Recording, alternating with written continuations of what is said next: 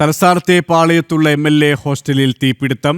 പെരിയാർ ബ്ലോക്കിലാണ് തീപിടുത്തമുണ്ടായത്. തീ നിയന്ത്രണ വിധേയമാണ്.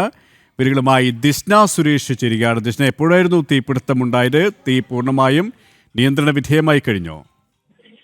KP സൂചിപ്പിച്ചതുപോലെ തന്നെ തീ നിയന്ത്രണ വിധേയമാണ് എന്നത് തന്നെയാണ് നമുക്കിപ്പോൾ ലഭിക്കുന്ന വിവരം.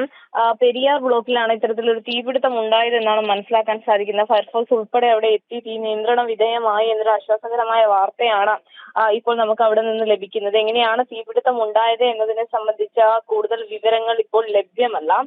ഷോർട്ട് സർക്യൂട്ട് ആണ് തീപിടുത്തത്തിന് കാരണം എന്നൊരു പ്രാഥമിക വിവരം മാത്രമാണ് ഇപ്പോൾ നിലവിൽ ലഭിക്കുന്നത്. എന്തായാലും തീ നിയന്ത്രണ വിധേയമാണ് എന്നതാണ് മനസ്സിലാക്കാൻ സാധിച്ചിട്ടുള്ളത്. KP യെസ്, തീ പൂർണ്ണമായും നിയന്ത്രണ വിധേയമായി കഴിഞ്ഞു. വിശദാംശങ്ങളാണ് ദിസ്ന നൽകിയത്.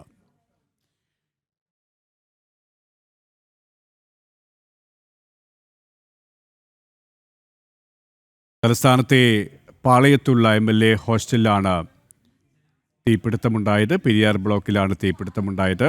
തീ നിയന്ത്രണ വിധേയമായി കഴിഞ്ഞു.